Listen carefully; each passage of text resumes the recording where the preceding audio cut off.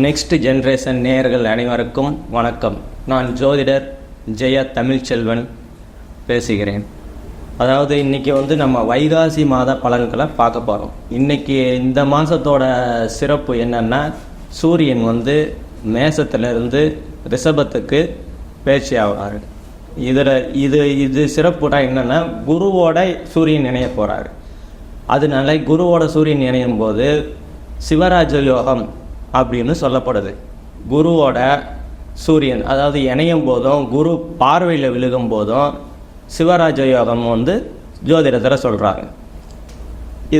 இதை சூரியன் ஒரு மாதத்துக்கு ஒரு ராசியில் ஒரு ராசியை கடக்கிறதுக்கு எடுத்துக்கிறாரு. அதே மாதிரி சந்திரன் 2.25 நாள் எடுத்துக்கிறாரு. செவ்வாய் 40 நாள், புதன் 20 நாளில் கடக்கக்கூடிய கிரகம். குரு 1 வருஷம், கிட்டத்தட்ட 1 வருஷம் ஒரு ராசியை கடக்கிறதுக்கு எடுத்துக்கிறாரு. சுக்கிரன் அதே மாதிரி 25 நாள் எடுத்துக்கிறாரு. சனி உங்களுக்கு தெரியும் 2.25 வருஷம் கடக்கிறதுக்கு எடுத்துப்பார் ஒரு ராசியை. அதே மாதிரி ராகு கேதுக்கள் 1.5 வருஷம் எடுத்துப்பாங்க. இது எல்லாருக்கும் தெரிஞ்ச பொதுவான விஷயந்தான்.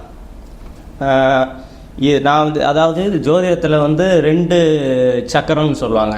ஒன்று பிறப்பு ராசி, அதாவது ஜனன ராசி, பிறக்கும்போது என்னவோ அதை வச்சியும், அப்புறம் கோச்சாரம், இன்றைய கோச்சாரம், அதை வச்சியும் இணைச்சி 2 சக்கரத்தையும் இணைச்சி தான் பேலன்ஸ் பண்ணி தான் நம்ம பலன்களை துல்லியமாக எடுக்க முடியும். நான் இப்போ பொது பலன், எல்லா ராசிக்கும் 12 ராசிக்கும் உண்டான பொது பலன் அதை நான் சொல்கிறேன். அதாவது உங்கள் துல்லியமான பலன் வேணும்னா உங்களோட பிறப்பு ஜாதகம் அதை கொடுத்தீங்கன்னா இதையும் அதையும் கம்பேர் பண்ணி கரெக்டாக உங்களுக்கு துல்லியமான வாழ்க்கை சம்பவங்களை, நடந்த சம்பவங்கள் கரெக்டாக சொல்லி, அதுக்கப்புறம் நடக்க போகிற சம்பவங்களையும் கரெக்டாக சொல்லி, அதாவது உங்களுக்கு கஷ்டம் சிரமப்பட்டுக்கிட்டு இருக்கீங்க, இப்போ என்னடா சிரமமே இருக்குது வாழ்க்கை முழுவதும், எப்போ தான் தீரும்ன்ற மாதிரி உங்கள் மனசில் இருக்கும். அந்த மாதிரி கேள்விகள்லாம் இருக்கும், விடை தெரியாத கேள்விகள்லாம் உங்கள் மனசுக்குள்ளே இருக்கும். நமக்கு மட்டும் ஏன் இப்படி நடக்குது, அந்த மாதிரிலாம். அதுக்கெல்லாம் நீங்கள் இந்த ஸ்ரீ சௌடாம்பிகை ஜோதிடம் என் எண் கீழே இருக்கும். அதை நீங்கள் தொடர்பு கொள்ளுங்கள். உங்கள் துல்லியமான பலனை நான் கணிச்சு நல்ல முறையில் சொல்கிறேன். மகர ராசி நேயர்கள் அனைவருக்கும் வணக்கம். மகர ராசி சனியோட ராசி. ராசிநாதன் 2ஆம் இடத்துல இருக்கிறார். 2ஆம் இடத்துல இருக்கிறதுனால யாருக்கும் வாக்கு கொடுக்காதீங்க. வாக்கு கொடுத்தா மாட்டிப்பீங்க. குடும்பத்தில் பிரச்சனைகள் இருந்துக்கிட்டு தான் இருக்கும். கொஞ்சம் பார்த்து சாதகமாக சூழ்நிலையை நீங்களே தான் உருவாக்கணும். பிரச்சனைகள் வந்துக்கிட்டு தான் இருக்கும். கொஞ்சம் ஆற போடுங்க. எந்த ஒரு பெரிய முடிவும் எடுக்கக்கூடாது இந்த காலகட்டத்தில். 3ஆம் இடத்துல செவ்வாய் ராகு இருக்கிறதுனால இளைய சகோதரனால் பிரச்சனைகள் வரும். ஆடை ஆபரணங்கள்லாம் இந்த காலகட்டத்தில் வாங்கிறது, அதாவது ஏதாவது ஒரு நகை வாங்கணும் போகணும் அப்படின்னு நினச்சிக்கிட்டு இருக்கிறவங்க இந்த காலகட்டத்தில் வாங்கக்கூடிய சூழல் சரி வராது.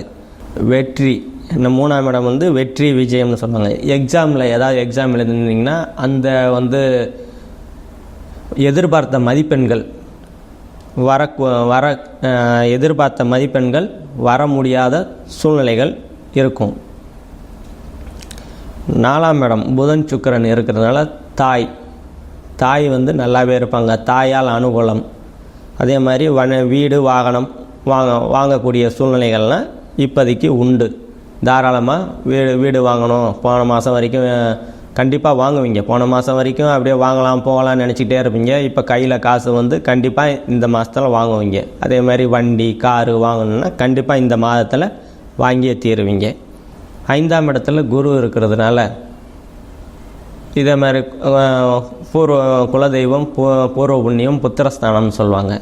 குரு இருக்கிறதுனால குழந்தைகள் உங்கள் பேச்சை நல்லா கேட்கும். உங்களை அனுசரித்து செல்லும். நீங்கள் என்ன சொல்கிறீங்களோ அதையே தான் கேட்கும்.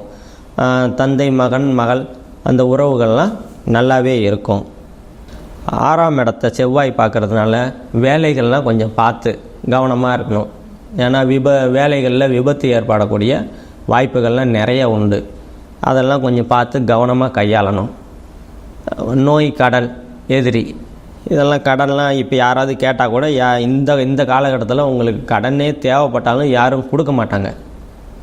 அதனால் போய் தேவையில்லாமல் நிற்காதீங்க. இன்னும் கொஞ்சம் பொறுமையாக இருங்க. அதே மாதிரி நோய், சிறு சிறு நோய்கள்லாம் வரக்கூடிய காலகட்டங்கள். இப்போ வந்து வெப்பமான இதாக இருக்குது, சூடு கட்டி அந்த மாதிரிலாம் உடல் அதாவது அடிவயிறு உஷ்ணம் அந்த மாதிரிலாம் வரும். அதனால் கொஞ்சம் உடம்பை கூலிங்காக வச்சுக்கிறது உங்களுக்கு நல்லது. 7ஆம் இடம் சந்திரன் இருக்கிறாரு. அவர் 7ஆம் இடம் கலத்திரத்தை பற்றி. இப்போ சந்திரன் வந்து வளர்பிறையில் ஒரு மாதிரியும் தேய்பிறையில் ஒரு மாதிரியும் செயல்படுவார். 15 நாளைக்கு ஒரு மாதிரி செயல்படுவாங்க, 15 நாளைக்கு இன்னொரு மாதிரி செயல்படுவாங்க. அதனால் வந்து கணவன் மனைவிக்கு இடையே வந்து அந்த ஒற்றுமை வந்து ஏற்ற இறக்கமாக தான் இருக்கும் எப்பயுமே. கடகமாக 7ஆம் இடம் கடகமாக இருக்கிறதுனால அப்படி தான் இருக்கும். அதே மாதிரி கூட்டாளி அவங்களும் அது மாதிரி தான் ஏற்ற இறக்கமாக தான் இருக்கும். திடீர்னு நல்லா பேசுவாங்க, திடீர்னு நல்லா பேச மாட்டாங்க. அந்த மாதிரி சூழ்நிலைகள்லாம் இருக்கும். 8ஆம் இடத்தை சனி பார்க்குறார். 8ஆம் இடம் தடை, தாமதம், ஆயுள் ஸ்தானம்னு சொல்லுவாங்க. இந்த காலகட்டம்லாம் கொஞ்சம் ஜாக்கிரதையாக தான் இருக்கணும். என்னென்னா ஏதாவது ஒரு காரியம், இப்போ பொண்ணு பார்க்கணும், வீடு கட்டணும், நகை வாங்கணும், அந்த மாதிரிலாம் எண்ணங்கள்லாம் தடையோடு தான் இருக்கும். நடக்காது சொல்லப்போனால். அப்படியே பிரச்சனைகள் உருவாகி தாமதமாக தான் ஆகும். 9ஆம் இடத்துல கேது இருக்கிறார். கேது வந்து கேதை வந்து செவ்வாய் பார்க்குறார். அதனால் 9ஆம் இடம் தந்தை ஸ்தானம், பாக்கியஸ்தானம். இதனால் வந்து தந்தைக்கு உடல் உபாதைகள்லாம் ஏற்படணும். கொஞ்சம் பார்த்து ஜாக்கிரதையாக தான் இருக்கணும். தந்தை மகன் உறவுகள் வந்து கொஞ்சம் பாதிக்கப்படும். அதனால் கொஞ்சம் பார்த்து தந்தைக்கிட்ட பேசும்போது கொஞ்சம் கவனமாக பேசுங்க. தந்தையாக இருந்தீங்கன்னா மகன்கிட்ட பேசும்போது கொஞ்சம் கவனமாகவே பேசுங்க. 10ஆம் இடம் தொழில் ஸ்தானம் வந்து புதன் சுக்கிரன் பார்க்குறதுனால தொழிலெலாம் நல்லா அமோகமாக போகும். அதே மாதிரி 11ஆம் இடத்தை குருவும் பார்க்குறார், லாபஸ்தானம், மூத்த சகோதரம்.